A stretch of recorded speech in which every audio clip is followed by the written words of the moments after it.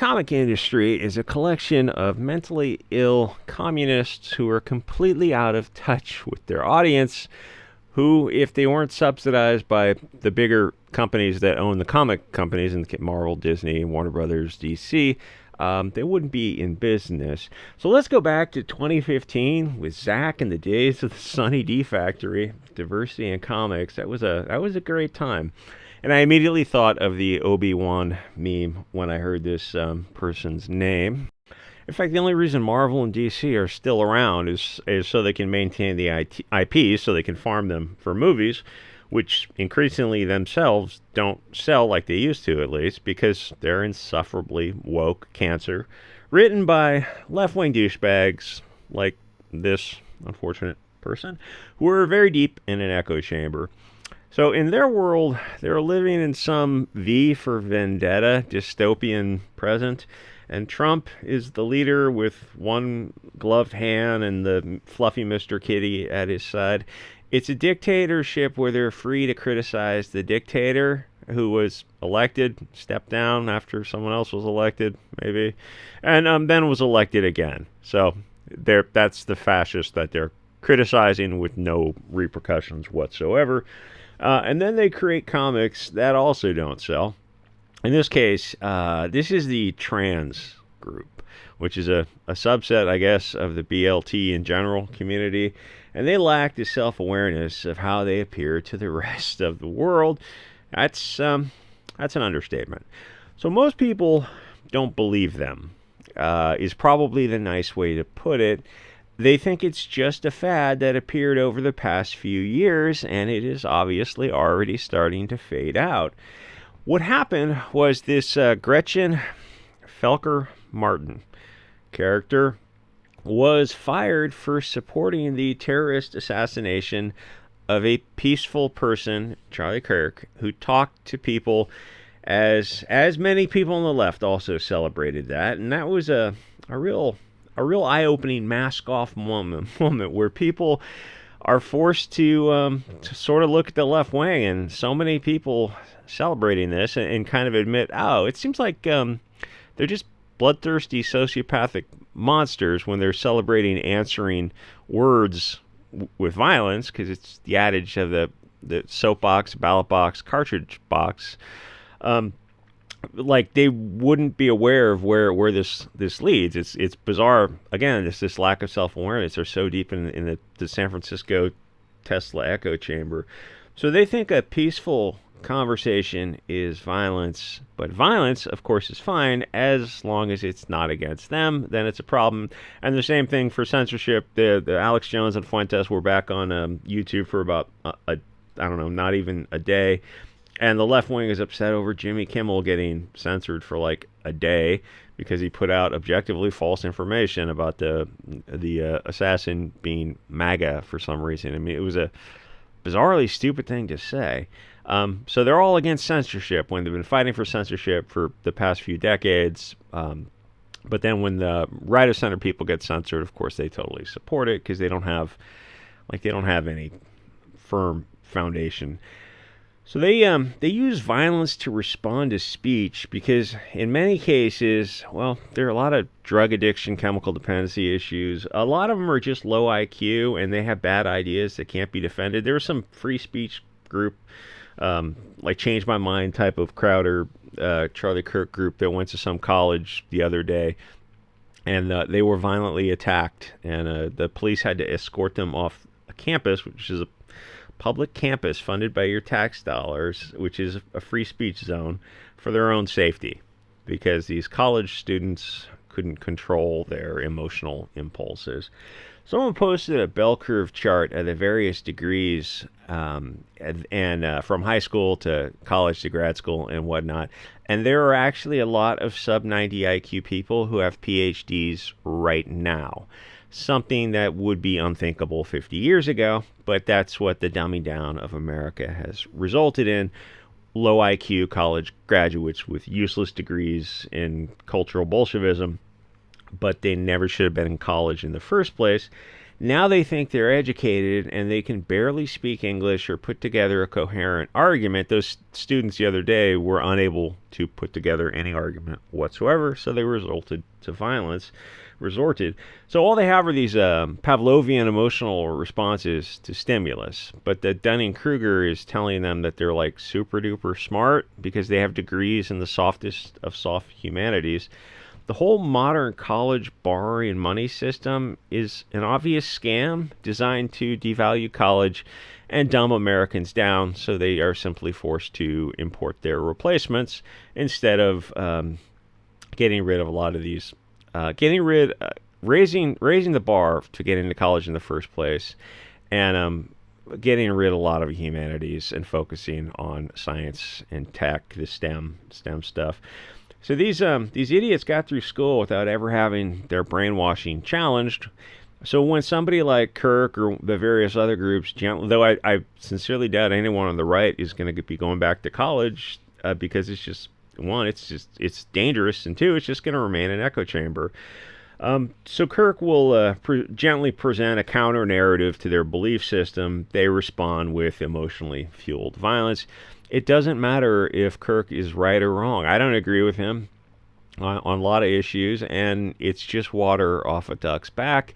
I can hear his opinion on something like all reasonable people, and you can understand, well, he's right on this issue or he's wrong on this issue, and we just move on with our day. We don't have an emotional response to it.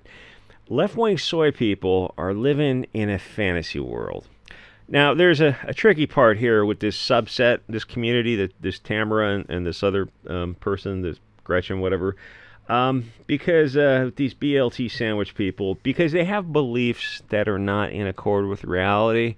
I'm not sure what I'm allowed to say on Google here. Can I say that men aren't women? Because, I mean, it's subjective reality. And just saying that reality causes a violent response in their crowd. Because when they're living in a fantasy world, any little prick to that bubble causes a response. Any little reality coming in on their fantasy world, like when you don't use their pronouns, you're like, I'm not going to play that. I'm not going to engage in, I'm not going to support an illusion, something that's objectively not true. And they try to give you just a long lecture on the difference between gender and sex. You're like, yes, I've heard your argument. I just am forced to disagree. We'll just have to disagree without being disagreeable, right? And that is like, no, that is not on the table. So they don't know what to do when you don't engage their illusions, and like they are illusions. So years ago, Mr. Diversity in Comics, who kicked off this whole section of those of us on YouTube, was criticizing their incredibly stupid comics, and they lost their minds and threatened his various ex-wives and children, because these comic people and this community on Twitter is tied into this, now on Blue Sky, is tied into this fantasy world, and the comics are part of their religion. It's part of their religious dogma, and the comics are like I guess part of their Bible or something. It helps reinforce this dreamland that they live in. And when somebody dares to take them out of it and looks at their comics, which are their propaganda, and say, these are just stories are crap. It's like, not just the stories. My God, the art itself is crap. They respond with violent threats against him. Mark Waid, famous for interfering with Antarctic press. And it's not just the Mags Visaggio threats of violence. And who's that?